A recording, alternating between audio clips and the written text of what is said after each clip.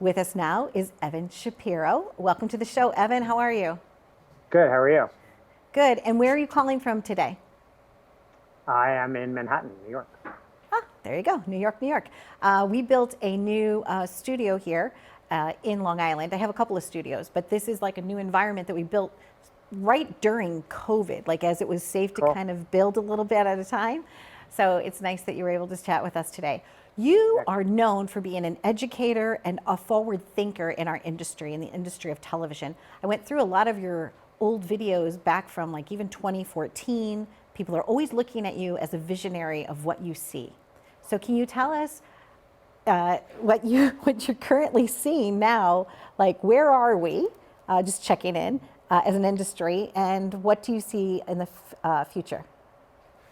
Yeah, it's interesting. So I teach a class at NYU. I teach a class at Fordham, and one of my students earlier today was asking me what is the state of the industry right now? Where do I see it going?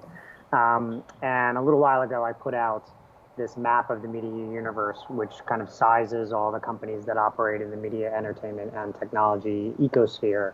And the student said to me, he's like, well, I see the whole thing as a game of hungry, hungry hippos. And I said, yeah, that's actually a pretty good analogy. There's going to be a tremendous amount of consolidation that's going on, a lot of movement, mergers and acquisitions. I said, but it's really important to understand who the hippos are and who the marbles are. And, you know, when you look at the big media companies like Disney and Comcast and Viacom and you know, the traditionally large media companies, AT&T, HBO, Warner Media, you know, they pale in comparison to the size of Alphabet and Microsoft and Amazon and Apple. And I think the amount of cash that people have on hand and the amount of different revenue streams that each one of these companies have, what Scott Galloway calls their flywheel, it's going to be fascinating to watch this consolidation continue to happen and the moves continue to be made. I'm not saying who's going to buy whom, but you know, when you look at AT&T floating, selling DirecTV, when you look at them also potentially floating, selling Warner Media, only years after they went into great debt buying them, it's really, you know, we are in a moment of chaos that is so accelerated. It's hard to predict where it's all going to wind up. But these are the things I do know.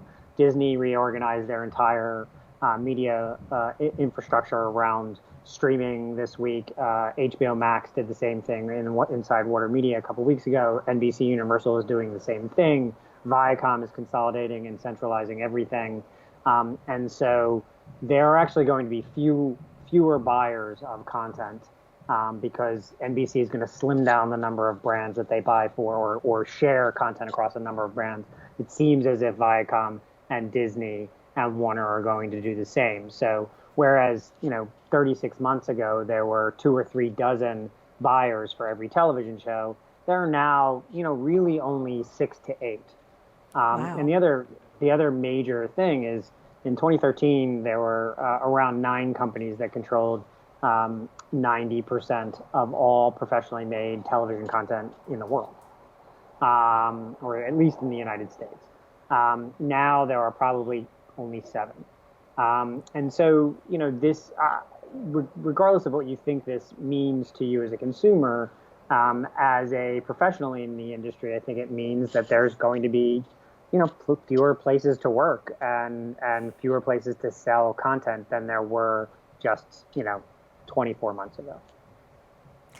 And I think that, you know, it's a combination of things, Evan, if you will, and that is, you're right.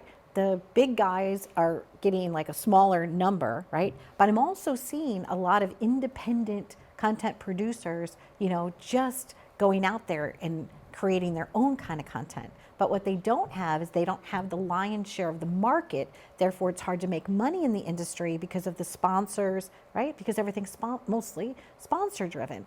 So yes, they have a platform that they can make their own television show. And yes, they can stream their own television show. But it's like, can that be a career for them? Will that provide for their family? So it's an interesting time right now to see, you know, it seems to me like it's like there's no middle ground, right?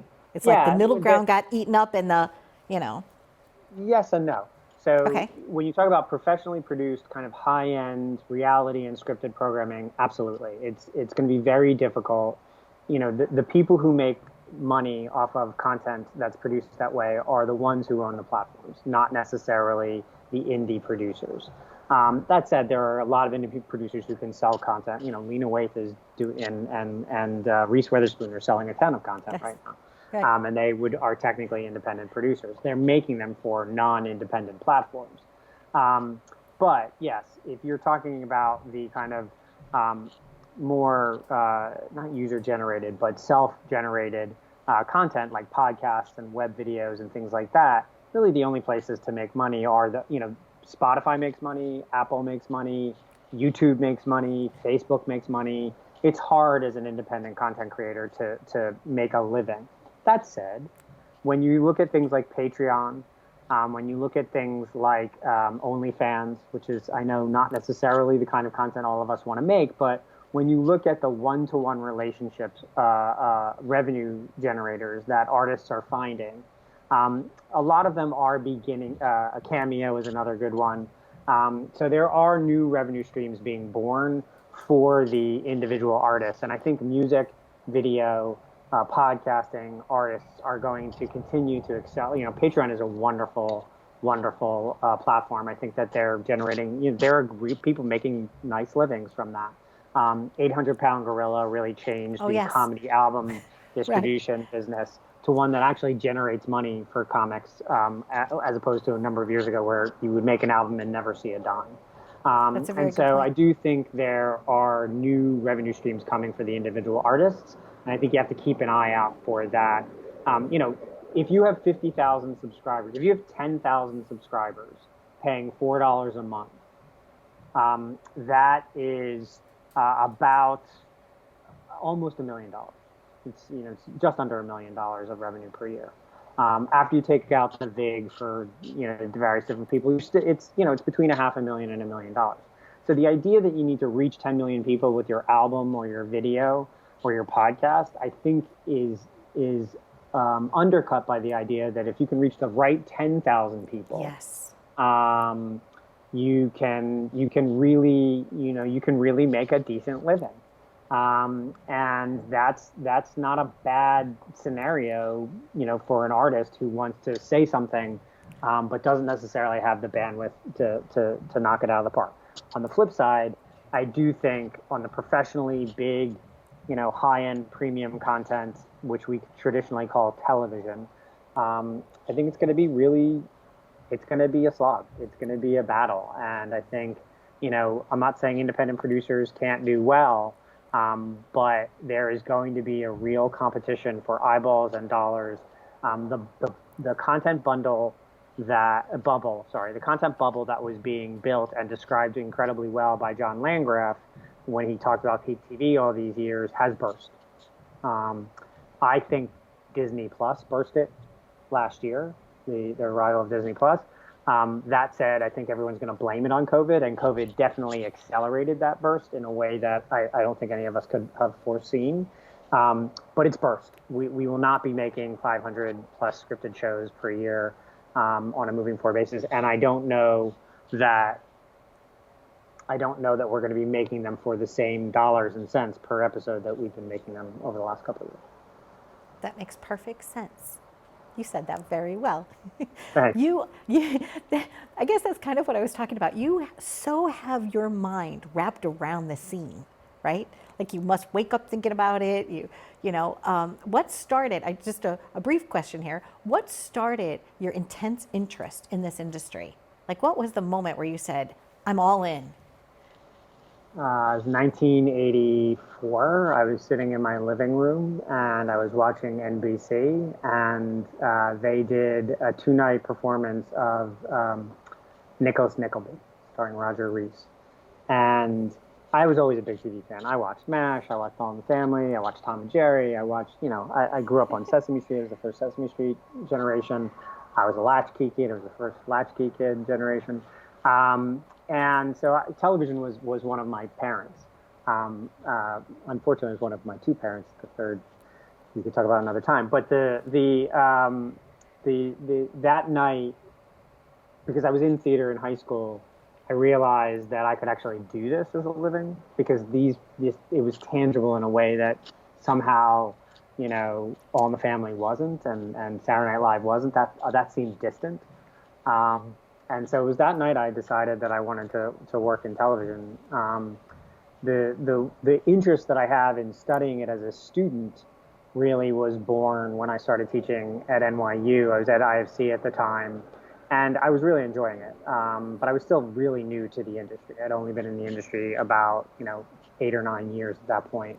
I'd come from theater, and the opportunity to teach at NYU, which is the most expensive university on the face of the earth, and teach television to a bunch of students paying ungodly amounts to go to school was frightening. And I knew that it would scare me into relearning the industry every semester as opposed to simply coasting along.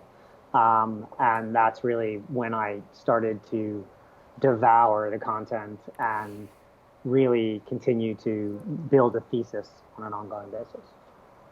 That's a really beautiful answer. I had an opportunity to teach at the college level too a few years ago, and the fact that you wanted to bring the best of yourself and that you wanted to be authentic, and that if you're going to be there, right, you need to be knowledgeable about what it is that you're sharing. So Evan, thank you for that. And also thank you for all the creative stuff that you've done too. Like, you're not just a pretty face, you're not just behind the scenes of television, you're doing a lot. So thank you for spending this time with me. And I'm looking forward to participating with you at the summit, the OTT summit that's coming up right around the bend. And so happy journeys to you. And please, my best to you and to all you care for.